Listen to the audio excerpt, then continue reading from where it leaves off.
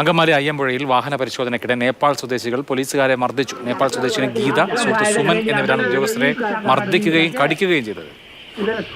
ഇവരെ പോലീസ് കസ്റ്റഡിയിലെടുത്തു. 4 പോലീസുകാർക്ക് പരിക്കേറ്റു. ദൃശ്യങ്ങൾ കാണാം.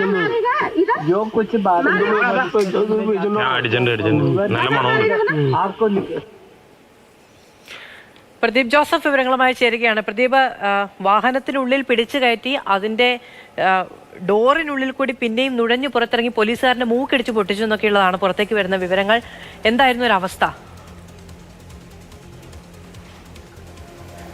മധു, അയ്യമ്പുഴയിൽ കഴിഞ്ഞ പുലർച്ചെ വാഹന പരിശോധനയ്ക്കിടെയാണ് സംഭവം. സംശയകരമായ സാഹചര്യത്തിൽ വന്ന സ്ത്രീയെയും പുരുഷനെയും പോലീസ് പിടികൂടി. ഇവരുടെ മൊബൈൽ ഫോൺ തുറന്ന് വിവരങ്ങൾ പരിശോധിക്കുന്നതിനിടെ ഇതിലുണ്ടായിരുന്ന സ്ത്രീ ഗ്രേഡ് എസ്ഐയുടെ മൂക്കിന് ഇടിക്കുകയായിരുന്നു. നേപ്പാൾ സ്വദേശികളാണ് ഇരുവരും. നേപ്പാൾ സ്വദേശിനി ഗീത, ഒപ്പമുണ്ടായിരുന്ന പുരുഷൻ സുമൻ എന്നിവരാണ് പോലീസിനെ ആക്രമിച്ചത്.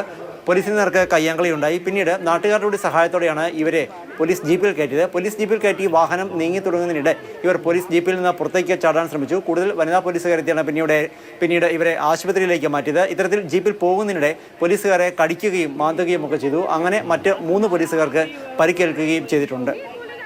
പ്രദീപ് ജോസഫ് വിവരങ്ങൾ നൽകുകയായിരുന്നു.